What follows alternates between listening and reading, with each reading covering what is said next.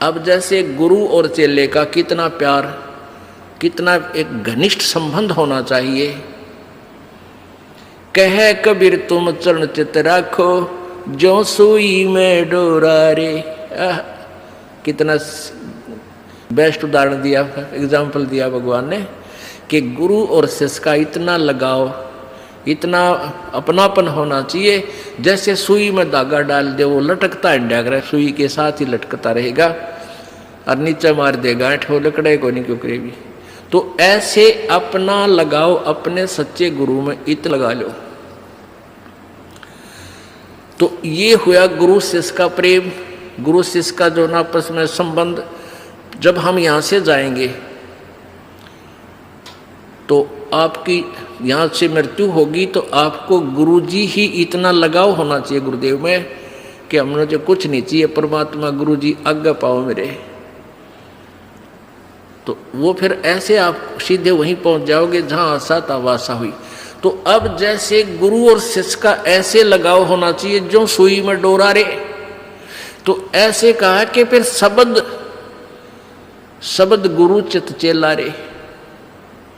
जो मंत्र गुरु जी ने आपको दे दिया वो तो तेरा शब्द, और इस चित्त ने, इस मन ने उस शब्द जो मंत्र दे रखा है उसका चेला बना दे। इस मन को उस मंत्र का, इस सुरत शब्द समावे।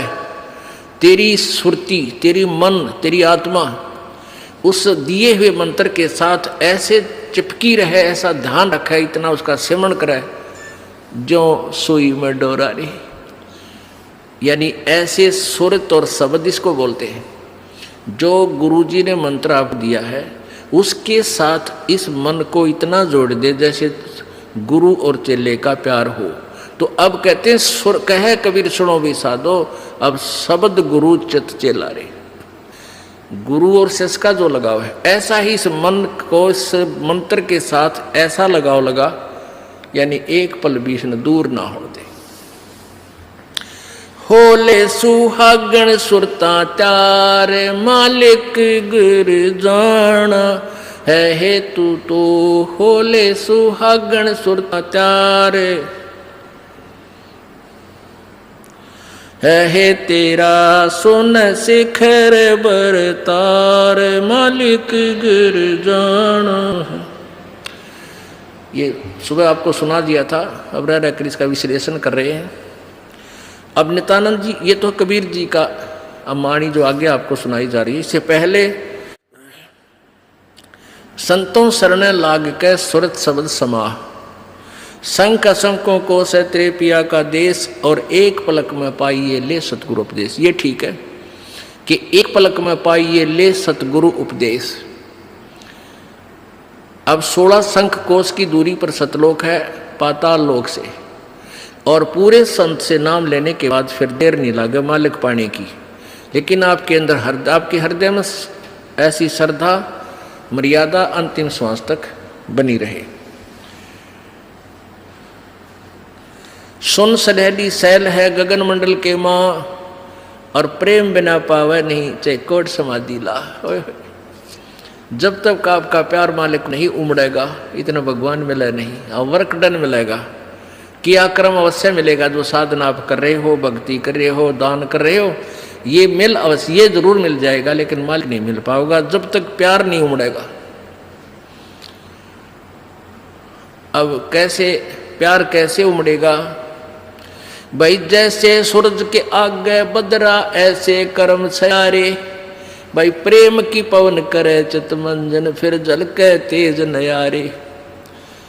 क्या बताते हैं परमेश्वर जी, क्या गरीबदास जी महाराज परमेश्वर को पाने की कैसी विधि बताते हैं कि जैसे सूरज के आगे बदरा ऐसे कर्म छयारे। हमारे पाप कर्मों की छाया आत्मा और परमात्मा के बीच में ऐसे होगी जैसे सूरज के सामने घनघोर घटा छा जाती है।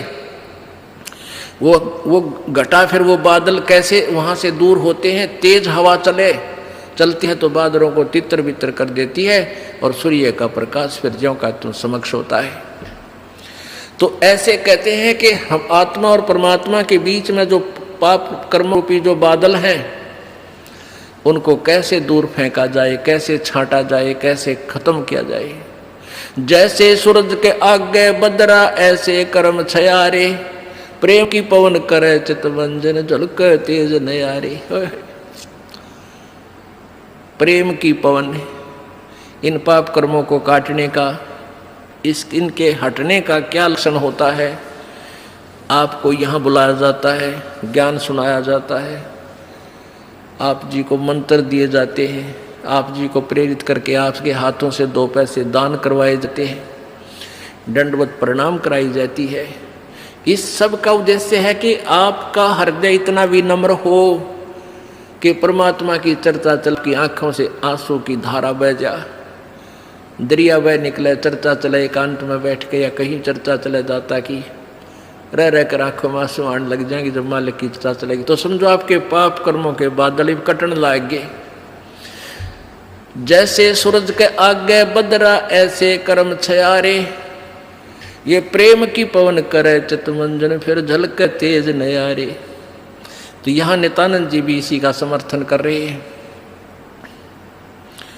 सुन सलैली गैल है गगन मंडल के माँ, बिना प्रेम पावे नहीं चे करोड़ समाधि ला। और जब तक मालिक में प्यार नहीं होगा, उसकी चर्चा सुनते ही आत्मा में ये झड़ नहीं लगेगा आंसुओं का, तो तब तक बात काची रह रही है आपकी। लेकिन होगा, अभ्यास बढ़ाओ, मालिक की भक्ति करो, ज्ञान सुनो और अवश्य होगा। यही प्रोसीजर है। किसी के घने बादल हैं, किसी के थोड़े घने हुए भी इसी तरीके से हटेंगे। हवा चलती रहेगी, धीरे धीरे उनको इधर